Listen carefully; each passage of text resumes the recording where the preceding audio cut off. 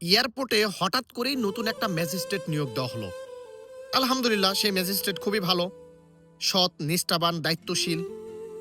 তিনি এয়ারপোর্টের ভিতরে যত অনিয়ম চলতেছে সেগুলোকে একেবারে ভাইঙ্গা চুরা ফালাইতেছে, সবকিছু ঠিকঠাক করে ফালাইতেছে। আলহামদুলিল্লাহ, এতে প্রবাসীদের অনেক উপকার হচ্ছে। তবে এই যে প্রবাসীরা রেমিটেন্স শাটডাউন দিল, এটা কি শুধুমাত্র এই এয়ারপোর্টের অনিয়ম ভাইঙ্গা চুরা ফালাইবো, এয়ারপোর্টে যেন পরবর্তী তার অনিয়ম না হয়, এটার জন্য কি রেমিটেন্স শাটডাউন দিছে? প্রবাসীদের দাবি ছিল ১৯ দফা।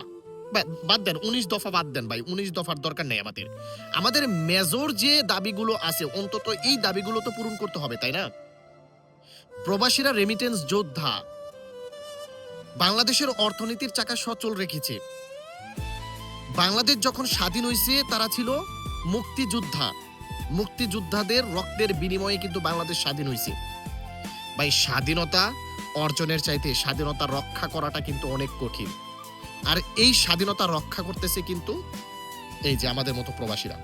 আমরা যারা রেমিটেন্স পাঠাই, মাস গেলে সেই রেমিটেন্সের টাকায় আমাদের বাংলাদেশের অর্থনীতি সচল থাকে, আর আমরাই বাংলাদেশের স্বাধীনতাটাকে রক্ষা করতেছি আমরা। তাহলে আমাদের সম্মাননা, আমাদের প্রতি সরকারের দায়িত্ব কর্তব্য কতটা বেশি হওয়াটা জরুরি ছিল। আমরা যে ১৯টা দাবি তুলে ধরেছি, অনেকেই বলতেছে ১৯টা দাবি কি একবারে মেনে নেওয়া কি সম্ভব? ভাই বাদ দেন, ১৯টা দাবির দরকার নাই।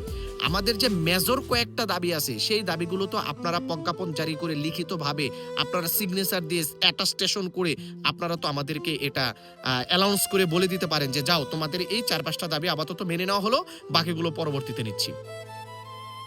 আমরা মারা যাব, আমরা দেশকে সচল রাখছি, আমরা এখন মারা গেছি, আমাদের লাশটা নেওয়ার জন্য ২০ থেকে ৩০ হাজার রিয়াল খরচ করতে হয়। এটা কি চারটিখানি কথা? আমাদের ফ্যামিলির কি এত টাকা আছে?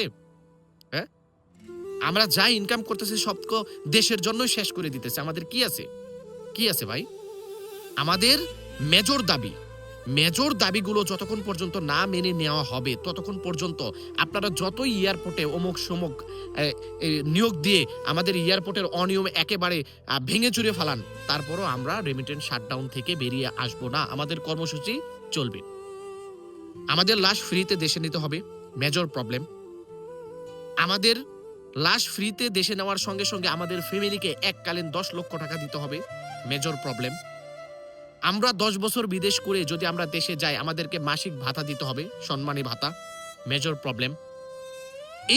এই সকল মেজর প্রবলেম মেনে নিতে কি ওই মাসের পর মাস অপেক্ষা করতে হবে?